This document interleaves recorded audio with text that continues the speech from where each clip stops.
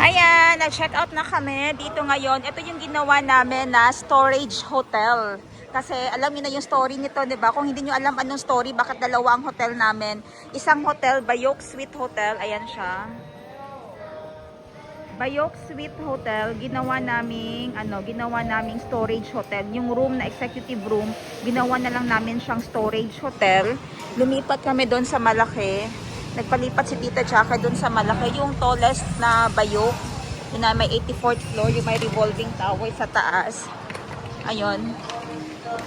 Doon. Ayan ang building na yan. Ayan na building na yan. Yan na building. Diyan kami lumipat. Yan yung first 3 days namin. And then nagpataya kami. And then lumipat dito sa Bayok Suite. Pero pagtingin namin sa room, ang may chismis. Kaya alam nyo na ba't nag-ano. And then, lumipat kami dito. So, itong room na to, ginawa naming storage room. Lahat ng mga pinamili, lahat ng kinompra, yung iba nasa cargo na, ay dito namin nilagay muna.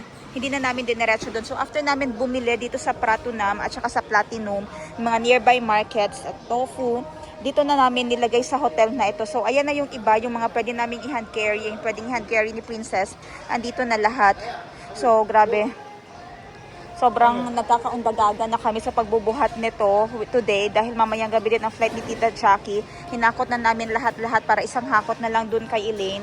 While si Tita Jackie naman ay nagpa-pamper kasi deserve niya talaga ng pampering bago yung mahabang flight niya. Pabalik sa Denmark. Ayan. Ito yung bagahe namin. Ito yung kay Princess, mga bagong binili niya yan ng mga malalaking luggages. Ito may mga laman pa yan, i-impake pa niya later. Lahat ng bags na yan, may mga laman, mga malalaking bags talaga yan, mga malalaking sako bag. May isang sako bag pa na hindi niya nalalagyan. Ito personal ko na to siya na bag. Ayan. So, hinihintay ko yung Lala Move or yung pick-up truck na hinar ko para ihatid ito sa bahay ko dun sa Don Muang. Kasi dun yung ni Princess bukas sa Don Muang Airport. So, dun na kami mag-i-spend ng night dahil dun mas komportable siyang mag-packing at saka mas para ma-meet niya din yung kaibigan namin, makapag-banding sila nung kaibigan namin. At saka doon na din dadalhin si Kuya Kahil ng papa niya, doon na siya ibababa. So ayan na nga. So okay to sa pick up, no. Yung problema, yung pick up ay nasa Anunsawari pa or nasa Victory Monument. I-attach ko dito.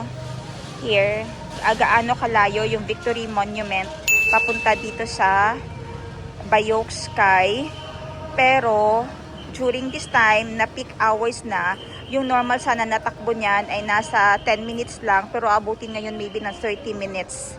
Galing doon kasi sobrang traffic talaga. So, aabangan natin later kung ano ang mangyayari sa ni Tita. Sa flight ni Tita. Pabalik ng Denmark dahil ihatid namin siya sa airport. So, pag ihatid namin siya sa airport, wala na ito. Ito ay papunta na diretso dun kay Elaine. Doon na kami magtatagpo nito. And kami mamaya ay shoulder bag na lang yung dala namin papunta kay Tita. Shoulder bag na lang talaga na maglalaman ng essentials, yun lang. Kasi ang sasakyan namin papunta mamaya, ang sasakyan naman namin mamaya ay taxi na lang. Papunta sa pauwi dun sa Don Muang. Si Princess umalis muna. Naghihintay ako ngayon ng masasakyan. Si Princess pumunta muna dun sa labas, bumili ng makakain. Yan ngayon yung mga baggages natin sa likod. Kita ba ninyo kung gaano sila kadami? And napakarami talaga Pinoy na naka-check-in din dito na nagla-live selling. Kasi yung edge ng hotel na ito, hindi na sila nag-i-improvise, no? Pero yung edge nila is sila yung sa baba nila ay shopping area na agad. So, malapit sa kanila. Yun na lang yung pinagmamalaki nila location-wise. But in terms of upgrade and renovation, wala na. Wag na itong hotel na ito. Ayan. Hindi ko lang alam talaga kung bakit galit kayo sa amin o may bashers kami. Hindi naman namin kayo kilala personally. Hindi ko alam, wala naman akong ninakawan, wala naman akong inapakan, wala naman akong minaliit na tao ever. If meron man, let me know kung saan ko kayo nakilala at magsusorry ako sa inyo talaga. At saka, sa iba na na si Princess gumagala doon sa ibang bansa, hindi nyo naman alam anong ginagawa yan. Ang simple lang ng buhay niyan. Alam yan ng mga taong nakakasalubong. Shout out dun sa mga nakakasalubong ng kapatid ko, kahit saan siya pumunta, alam nila gaano kabisi yan si Princess. Kung nakaupo man yan, nag-i-edit ng cellphone, nagko-content, nagre-reply sa mga inquiries. Yan yung ginagawa niyan. Pag andito sa Bangkok, nagkukumpra, nagbebenta, nagkukumpra. Akala nyo ba galaghala na parang wala lang? Eh kasi pagdating niya sabay, magbebenta-benta na naman yan pagdating sa Pilipinas. Kailangan niyang kasi kasuhin yung mga anak niya. Kanina ipinakita sa akin dyan yung update dahil tumitingin sa CCTV niya kasama ang nagbabantay sa kanyang mga anak. Lagi siyang updated. Lagi siyang on the spot na ngayon sa mga anak niya. Minomonitor niya si mama. Minomonitor niya yung mga mapagkakatiwalaan niya sa mga anak niya. So, kung galit kayo sa kanya, hindi ko alam bakit talaga. Or baka nasa baba lang talaga kayo, nasa paanan niya kayo, na hinihila niyo siya pababa kasi hindi niyo siya mapantayan. O kung ayaw niyo man siya pantayan, ba't nga kayo galit? Yun talaga, pati sa akin, galit kayo sa akin. Dali nga kayo dito sa Bangkok, mag-usap tayo, treat ko kayo. Para naman makilala nyo ako. Pero kung makilala nyo ako, gusto nyo akong kaibigan, ang hirap ko talaga maging kaibigan din dahil 7 minutes. Dahil snob talaga ako, guys. I prefer solo flight. Pinipili ko talaga yung mga kaibigan ko, filtered yung mga kaibigan ko. I have only 3 friends na close, very close dito sa Thailand. Parang 2 na lang naiwan ngayon. Yun yung very close talaga, 2 lang. Hindi ako pala barkada, hindi ako pala social na tao, hindi ako mahilig makihalubilo sa iba. Ang ginagawa ko lang dito ay negosyo at bahay. Yun lang. Hindi nyo nga makikita may content na mga nagpa-party or whatever kasi hindi talaga yun ang aking mundo, hindi yun ang aking buhay. Ang buhay ko ay maghanap lang na ikabubuhay kasi gusto ko maibayad sa aking insurance, maibayad sa aking hotel, kung magpunta man ako sa mga laagan, sa mga gagalaan, may pambayad sa mga accommodation, especially sa insurances ko, medical and life insurance, yun yung importante sa akin. Kasi useless itong lahat na pagtsatsaga namin. Ito yung faith na binigay sa amin, tinda-tinda. Sino bang may gusto na mag-alsa nitong mga kabibigat ng mga ito? Wala. Pero ito yung opportunity namin ngayon. We are striving hard to be better, pero masaya na kami kung saan kami ngayon. And kung may mga opportunities pa man na magdating, okay. Thank you. Pero kung ano yung meron ngayon, mahirap na itong trabaho namin. I-embrace namin ito kasi ang laki din naman na binabalik sa amin ito Okay?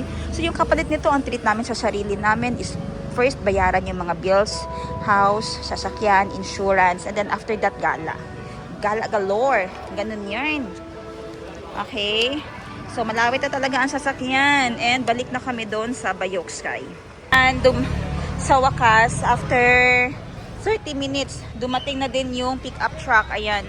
Sana'y hindi umulan. Yan ang magdadala ng ating items papunta doon kay Elaine, sa aking kaibigan. Matalik na kaibigan.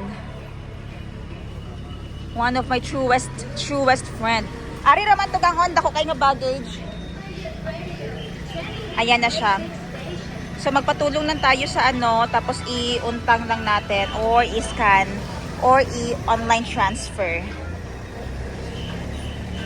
Ayan. Where is my friend? Oh, okay. 1, 2. Bugay biya kayo siya nagulat. Teka, balog ito siya na ay. Ako makaya kayo pang tip. Alam niya na may TIP na ako.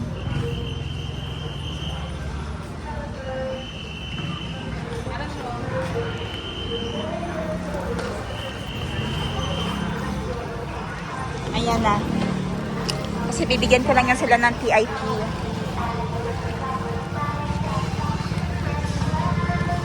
Ayan. So normally may driver at saka may kasama siyang maghakot. Kapaw. Piha. Kapaw. Yes. Sabi ko yung mga bag sa ipahiga dahil masisira yung gulong nun. So ganito yung biyahe nyo pag Thailand ha. Pag nag-move kayo dito sa Thailand, i-book nyo yung app na Lalamove.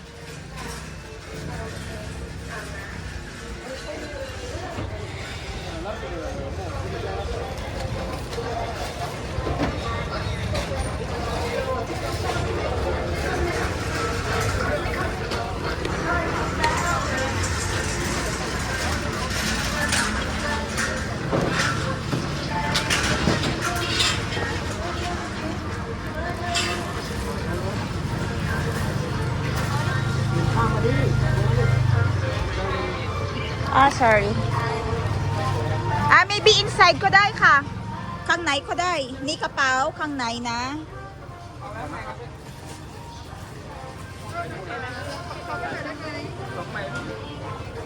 So, mga 11 pieces lahat yung bags namin. जो लोकेशन भेजी है वो वहीं का दिखा रहा है ना। Mega, okay na. Siya tanan. Ayan na ipasulod, dira lang sa gawas. Okay na dira sa gawas. Ayan na ipasulod-pasulod balay Mega ha, sa gawas lang, wala man nagaulan. Let's go to highway. No, Pukati ko day. Pukati, Batam. Mega, lakaw na sila. Mag-forward ko sa imo 450 baht ha. I'll see you later. Bye-bye. Hi guys.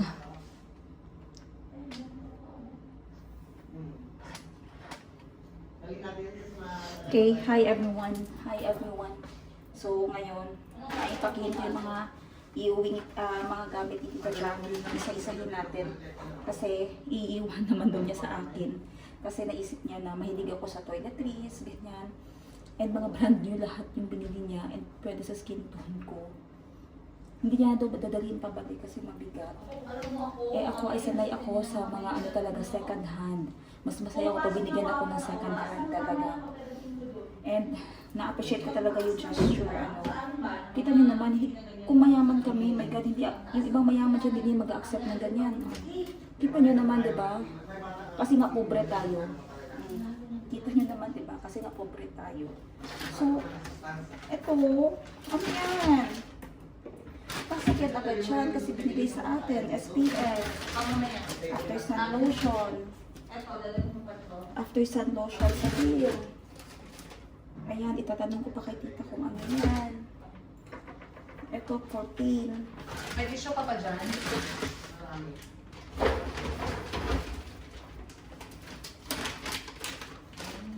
Mga cotton, tsaka cotton pads na gabi ko na din. Ito, underarm. Maganda daw yun na underarm na klase. Ito, binigay din niya to sa akin. This is Garni na AHA plus BHA charcoal. Olay Vital Lift. Tama ba Olay? Ito no, sorry, L'Oreal. L'Oreal na Vital Lift. Ito mga band-aid. Ganyan daw dadalhin lagi. Pasok na natin sayang. Max Factor Miracle Pure Skin Improving Foundation with Vitamin C and Hyaluronic Acid. Pili natin yan. Gusto natin yung mga ganyan. Max Factor Miracle Veil Radiant Loose Powder. O mga shade natin yan. Kunin natin yan.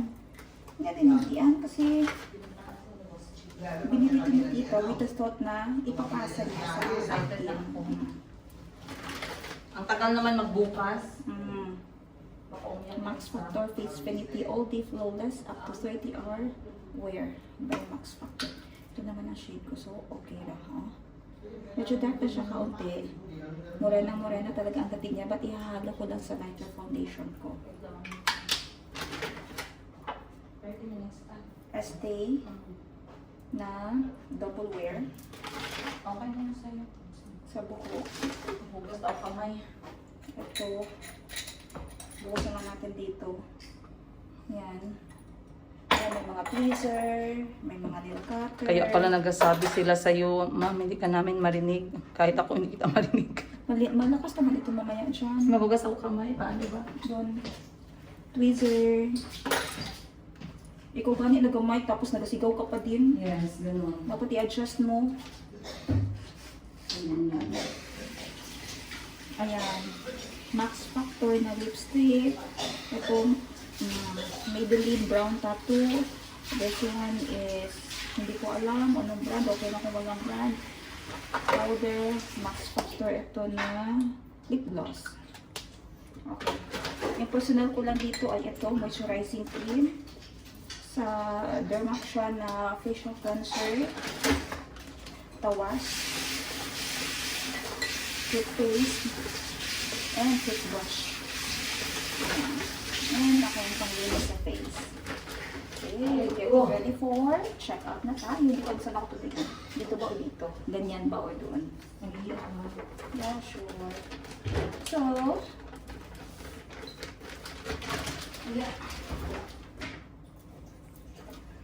Of course, dahil nasa hotel tayo, sulitin na natin.